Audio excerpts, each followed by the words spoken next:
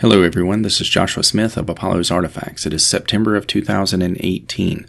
In this episode, we're going to talk a little bit about the culture wars. This was basically formally announced in 1987 in a book published by Allan Bloom called The Closing of the American Mind.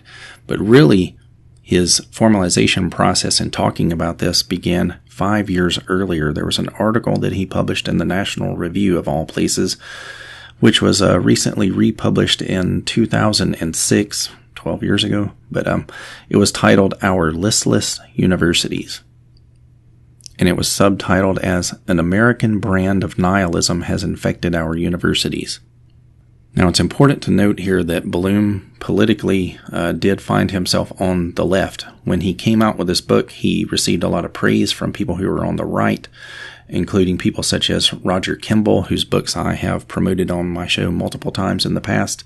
He's a really good writer. You should read his books about the Long March Through the Institutions and Tenured Radicals.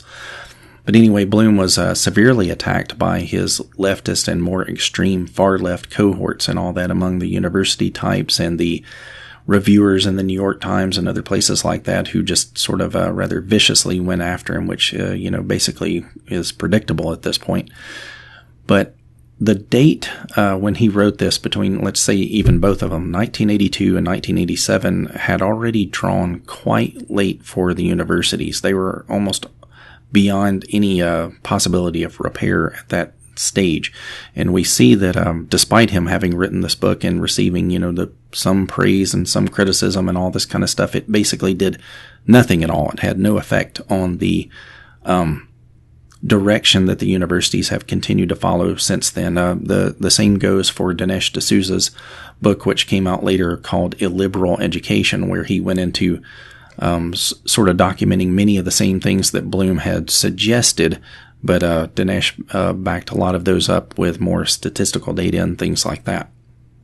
Really, the heart of what he's trying to get at, too, is the way that the left has, for many, many decades, proclaimed that really what they're all about is open-mindedness and whatnot. And what he's saying is the particular type of open-mindedness that they have taken is really a form of closed-mindedness that does not consider the bigger questions of life that we ought to consider.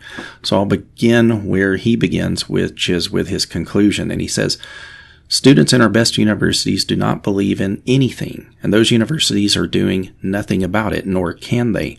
An easygoing American kind of nihilism has descended upon us, a nihilism without terror of the abyss. The great questions, God, freedom, and immortality, according to Kant, hardly even touch the young. And the universities, which should encourage the quest for the clarification of such questions, are the very source of the doctrine which makes that quest appear futile. And this is what I always go back to, the place where I always locate the center of the problems that we're facing today is emanating from the university systems, period. And this is allowed to continue because they are heavily subsidized by taxpayer dollars. If you could cut out those subsidies, then you would see all kinds of this silly nihilism and postmodernism and Marxism and neo-Marxism and Maoism and all that kind of stuff start drying up. You would see that it would have to be supported in a more, free market fashion where it would find almost no audience whatsoever. It would not be able to survive. It is only able to survive in the university system because they get the pilfered loot from the taxpayers. He points out that there's a new sort of jargon that was emanating from the universities even at his time. He called it a new language that consisted of terms such as value and self and commitment and identity. Every word derived from recent German philosophy, and each carrying a heavy baggage of dubious theoretical interpretation of which its users are blissfully unaware. And one of the central premises that he points toward that has brought about this particular type of nihilism that he was seeing, was essentially what I would just say comes from relativism itself, the whole idea that there's no such thing as an absolute anything, and they certainly have gotten rid of any idea that there's a capital T truth out there. They've even started to question small t truths. That was even in the 1980s that was taking place. And he said that they passed this off as a sort of high-mindedness, that they elevate the whole concept of non-judgmentalism. You're not allowed to judge anybody else or any culture or anything based on anything that they do, but you can be hyper-analytical and hypercritical of all things Western civilization. Indeed, that is basically what all of this stuff is about. The whole spread of relativism and postmodernism is all about attacking all of the key pillars of Western civilization itself, because once they can get those to fall, then that allows the political left to have the two things that they always want most, which is control and power. It has nothing to do with empowering people or raising up the have-nots or any of this other kind of stuff. It's purely a rhetorical strategy that they employ and they deploy in order to attain power and control. As he wrote, "This teaching now has the status of dogma. It leads to a loss of immediacy in all experience and a suspicion that every way of life is simply a role, the substitution of the expression lifestyle, which we can change at will." He says, "This is what I mean by nihilism, and this nihilism or dogma has resulted from a questionable doctrine that we seem no longer to be able to question." And this type of openness and non-judgmentalism meant that one also had to harbor a particular disdain for the ethnocentric, specifically the ethnocentrism that emanates from Europe and European-derived values, which is called Eurocentrism. Mind you, these people are always happy to promote the concept of Afrocentrism, although it's not really as big as it was in the early 1990s. It's still out there, but it isn't condemned morally the way that, say, Eurocentric ideas are. He went on to write, "A university professor confronting entering freshmen can be almost certain that most of them will know that there are no absolutes and that one cannot say that one culture is superior to another." And I wrote out here to the side, essentially what it boils down to is that their mindset is one of, I judge nothing but those who judge anything whatsoever. He goes on to say, they can scarcely believe that someone might seriously argue the contrary. The attempt to do so meets either self-satisfied smiles at something so old-fashioned or outbursts of anger at a threat to decent respect for other human beings. And that's what you see so much of today, is these outbursts of rage and anger and all this kind of stuff. It's the only way they can express their disagreement with the fact that somebody judges things differently than they do. They can't possibly fathom that this is the case, unless the person is a so-called fascist or Nazi or something like that, because really that's the only option when they say that all of their ideas are the only right ideas and no one else can possibly have any other ideas than those right ideas. And one of the things that he points to in this article that has followed from so much of the questioning of these central pillars of Western civilization itself is that now the West has in full bore display a complete lack of conviction. It has a lack of any will. It has a lack of any ability to actually stand up and show a backbone and defend itself against any other threats that are external to it currently.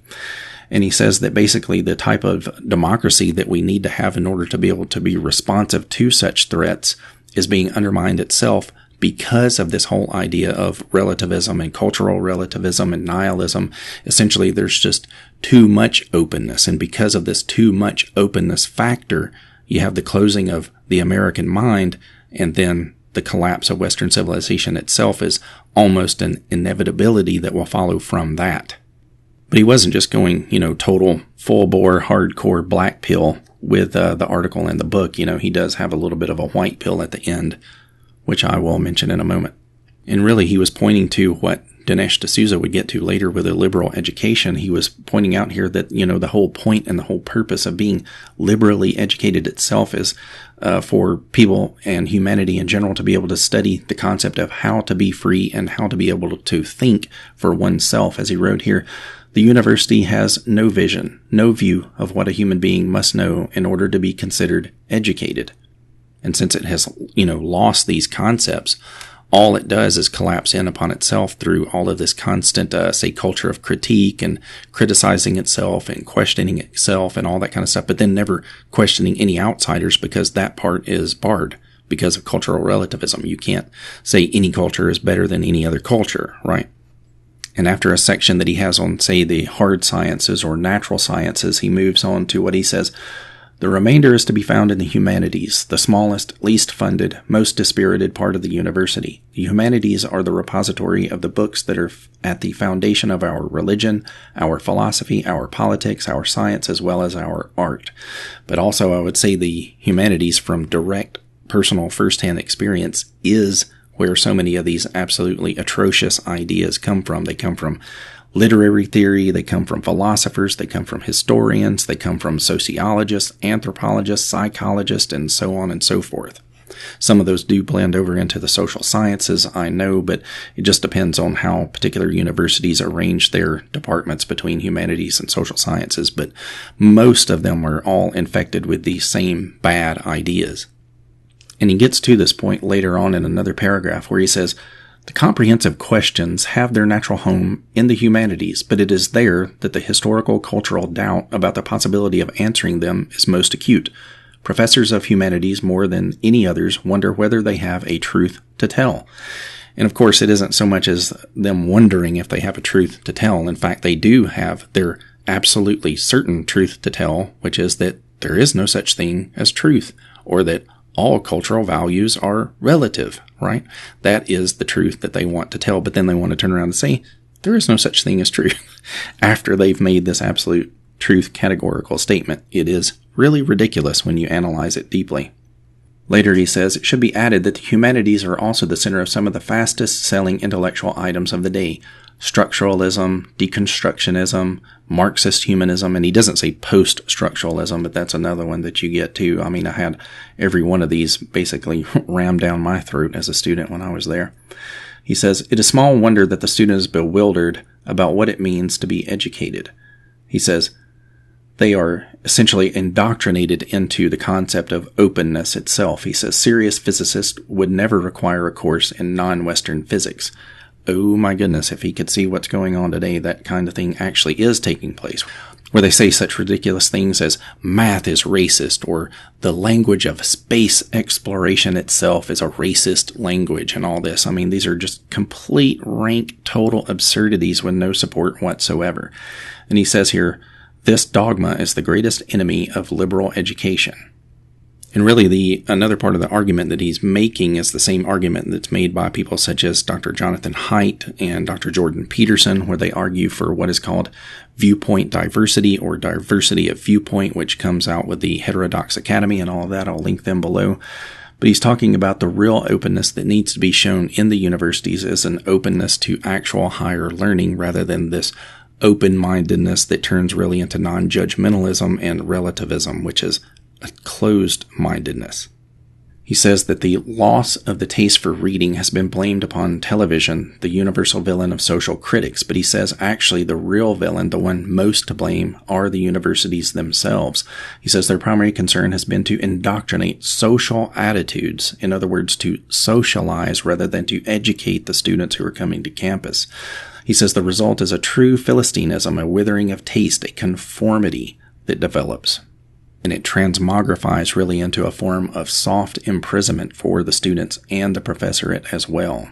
This is one of the things that puts these people into this bizarre mind state, where they're running around constantly hunting fascists that don't even exist, where they'll find some group of, say, neo-Nazis and skinheads and KKK people and all this kind of stuff, and there's 20 or 30 of them, but then they say, well, it's a huge national problem, the entire of the West is just loaded supposedly with all of these types of disagreeable people and whatnot, which is really only a figment of their own imaginations that's been developed through the brainwashing and indoctrination that they've had so many years of, which comes through not just, say, mainstream media and all that. It also comes through television shows and movies and all this, because they're constantly pushing the same left-wing agenda that emanates from the universities. But it begins in the universities first, and then it gets picked up and translated into these other cultural mediums after that. He also talked about the hypersexualization of culture that followed from all of these terrible ideas. But this hypersexualization was also, basically working concomitantly with the whole idea that there should not be any consequences for one's actions, that you should be able to engage in all this hypersexual activity, but then, anything negative that comes from that, well, that's got to be somebody else's fault. That's somebody else's problem. Society needs to deal with this other issue, basically, that they've created through their own actions. So it's this loss of accountability and responsibility that's going along with the nihilism that he's talking about. And he says so much of this really emanates from the whole fall over into complete consumerism and materialism. And basically it's a hedonic style of, bodily satisfactions and all this kind of stuff, to where those things are elevated above, say, the deeper things, the spiritual things, as it were. Even if you're not a spiritual type of person or whatever, there's still some capacity in people that has an interest in that direction, and he says that they have just morphed all of this over into this, self-obsessed, narcissistic, bodily obsessed nonsense that we see going around today. He says here that there is, for a member of an older generation, an incomprehensible slackness of soul in all of this. And he says it doesn't even seem to emanate from like a wild Dionysianism or anything like that, that it's just this sort of bland cultural acceptance that, well, this is just the way things are now. They used to be different in the past, but that way in the past was just stupid and old and weird, and why should anybody do any of that kind of thing any longer? But then they don't want to look at the effects that are falling out from this kind of hypersexual activity. Not that I'm personally some old fuddy-duddy or anything like that. I'm just trying to convey to you a sense of, what he was trying to get across in this article himself, And he really hones in on this point in his final paragraph. And I'll link the article below. It's 18 pages, so you can read the whole thing. I've only read a few small portions of it here so far. But he says, notwithstanding all of our relativism, there are certain things that we know and which cannot be doubted. These are the tenets of the egalitarian creed, and today its primary tenet is that the past was in itself sexist. And skipping down a bit, he says, this is the source of the contentless certainty that is the hallmark of the young. This is what a teacher faces today. I do not say that the situation is impossible or worse than it ever was. The human condition is always beset by problems. Boy, is that ever true. But these are our problems, and we must face them clearly. They constitute a crisis for humane learning, but also reaffirm the need for it. The bleak picture is often relieved by the rays of natural curiosity about a better way. It can happen any time a student confronts a great book.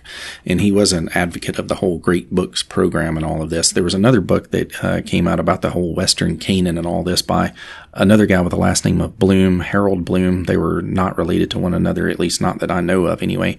And I will link that book below too, so you can get The Closing of the American Mind. You can read this great article in its fullest, and then you can check out Harold Bloom's book, The Western Canon, where he goes all through about Virgil and Dante and Shakespeare and all this. Absolutely great book to read. Anyway, be sure to subscribe, like, and share. Thank you.